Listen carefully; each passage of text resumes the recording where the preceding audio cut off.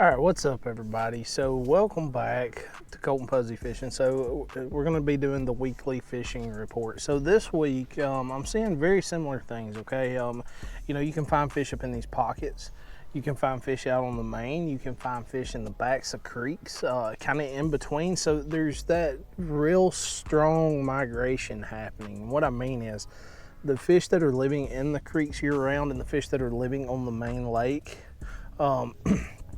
both sides are just kind of congregating in different areas, and they're passing in and out at all times. I mean, they're just kind of roaming everywhere, and you'll really start to notice it, especially going up in pockets and stuff. You're going to find bait fish close to the mouths of the pockets, mouths of the creeks, and then you're also going to find them pushed in the very back. And then you're going to find some fish in between, and you know, those fish in between, this is just my theory, but you know, the fish that are kind of in between, those are those fish that are either, you know, residents of that creek or that pocket. They live there year round, they live there, they spawn there, they die there, or you know, they're fish coming from the main and passing through trying to get to the back, or maybe they're just stationed in one area, and you know, with no fronts or anything coming through, these fish are kind of just roaming. So you know, play the wind. If the wind's pushing straight towards me and I got some ripple on the water or current, whatever it may be, whether you're fishing a lake or river or whatever, I'm going to play that wind and position myself where I can throw those baits into the wind and bring those baits back down towards those fish. Try to think ahead, you know, where would they position themselves? You know, if there's a point coming out, maybe I want to set up on this side of the point, right? This is where I'm set up and I'm casting this way and bringing that bait on the other side of the point.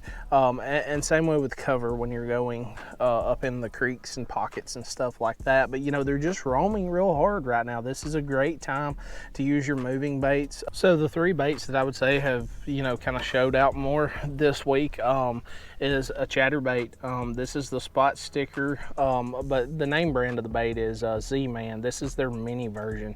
Everything will be linked down in the description, but I'm putting a Rapala Crush City freeloader on the back of it. I'm cutting it basically in half just because this is such a super small ChatterBait, but it's got a small blade.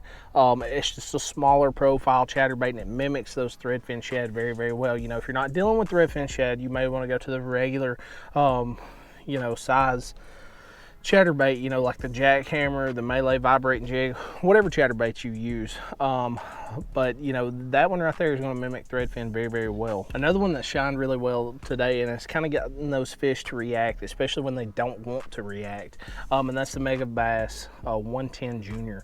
I moved this bait super quick, super quick. I'm not really giving it time to pause, and you're going to have a lot of fish follow. But most of the time, the bites that you get is either going to be rapid, so you're going to get multiple bites in success, or they're going to follow, and they're going to be kind of finicky, and you're going to understand that those are the fish that have been pressured. And then the other times, you're going to just get bigger bites, a lot bigger bites, even though this is a smaller profile bait than your typical, you know, Vision 110. You're still going to get a lot of bigger bites. You're going to get a lot of bites off of it. You're going to have a lot of fish follow, but I usually throw this like today. We've got, you know, a mix of clouds, we got a mix of sun, we got wind on the water. So, you know, the hard baits are going to be, you know, my go-to. Now, the other one that really stood out today, that is the Lucky Craft American Shad. This square bill, I'm a big fan of the A10s, but this specific color right here by Lucky Craft, it really shines on, you know, threadfin shad fisheries. I can burn this bait, I can pause it. You're going to catch big fish, you're going to catch multiple fish. It just mimics shad very well, and you can cover tons of water. Just don't forget, if you're not having cold fronts and stuff like that come through, you need to keep covering water, because there is fish active in multiple different places right now. Covering that water quickly and finding those aggressive hungry fish, you're going to be a lot more successful. But either way, guys, if the video helps you, make sure to like, subscribe. It helps me out a whole lot.